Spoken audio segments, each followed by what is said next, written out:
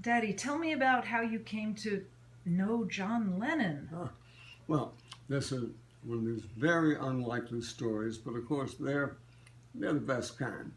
Um, if I wanted to be absolutely ludicrously exploitative about this, I would say I was in bed with John Lennon. Technically true, but there's a lot more to the story. There were about 18 of us in bed. It was a party at Rick Sklar's apartment. Now, Rick Sklar was always second in command of WINS, rock and roll station. And that was his 50,000 watt rock and roll wall to wall. Uh, but they hired me because they were really in trouble with the FCC. There was a payola scandal and a very unfortunate series of revelations. But it turns out that songs that made the top 40 were ones where the publishers forked over. They bribed the disc jockeys and the appropriate radio stations with cash, drugs, and sex, not necessarily in that order. And when the FCC said, hey, this has gone on long enough, stations make promises of what they're going to do in order to get a license. With a license, your typical radio station can be worth millions and millions of dollars. Without a license, there are about $5,000 worth of used tape recorders and equipment, office equipment, and you don't want to lose your license. But so WINS was riding high, and they, in order to change their ways, when the payola scandal broke, they reached out for anybody who could complete an English sentence without egregious error, and they made him into a talk host, and I was right there at the right time. And WINS was, of course, the home of Murray the K, Murray Kaufman, who foisted himself upon the Beatles, had himself reinvented as the fifth Beatle, but I had no idea that John Lennon knew me.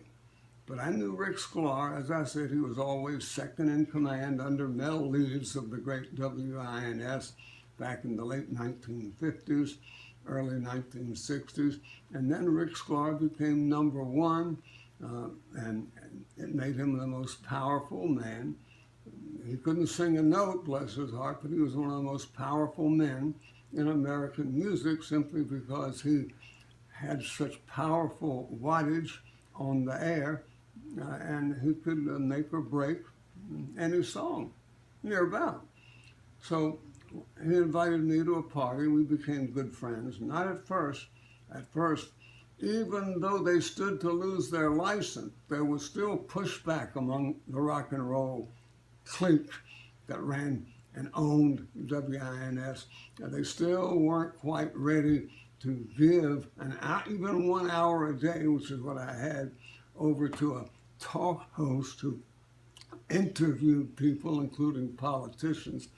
But that's what WIS was, 23 hours a day, rock and roll, and 1 hour of Wynn's Open Mic with Barry Farber. So Rick invited me to his party, and then there was one room there where there was a bed, and there were about 18 of us sitting on the bed. And great party. When I introduced myself to my bedmates, and I really couldn't see too well. It was so crowded and jammed and so many people coming and going. I said, I'm Barry Farber.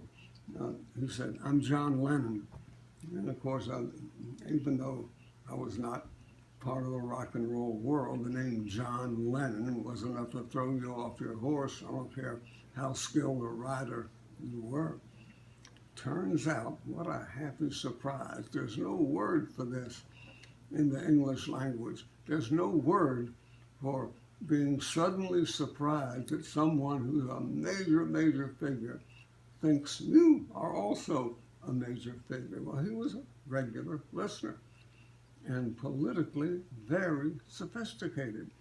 I've always wondered I talked to Sid Bernstein, who was the real fifth Beatle. He brought the Beatles over, put them on the Ed Sullivan Show. It was their triumphal American debut.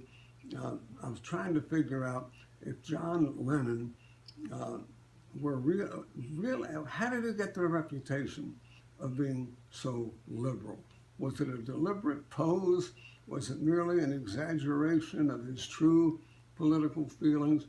He did not strike me as politically liberal at all. We talked about the issues of the day. He was against the dictatorships, mostly communist at that time, some fascists.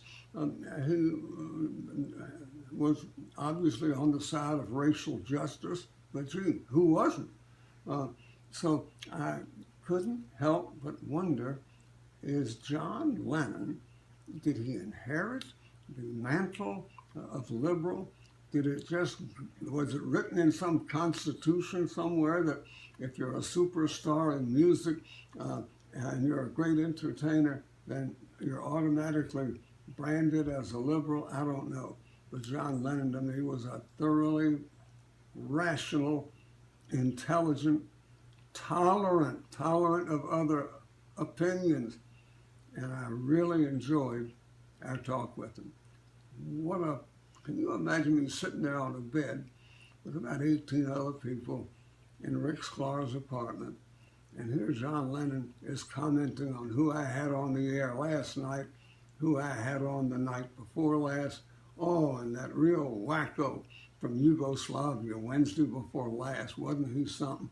To have this kind of conversation with John Lennon was a towering reward. I like to think, you don't always get what you like to think, but I like to think that if John Lennon had lived, instead of being shot dead by this worthless excuse of a person, if John Lennon had lived, I think he would have gone down all the way over. I think he would have led a reformation of the entertainment world from the far left, if not to right of center, at least to the middle. He was what they call down south a good old boy. And to me, he was the architect of some major happy moments when I realized how thrilling it was to me and to other people that John Lennon was a listener to the Barry Farber show. I could live for about 8 months on a fact of life on a compliment like that. Thank you. Thanks for sharing that. Congratulations.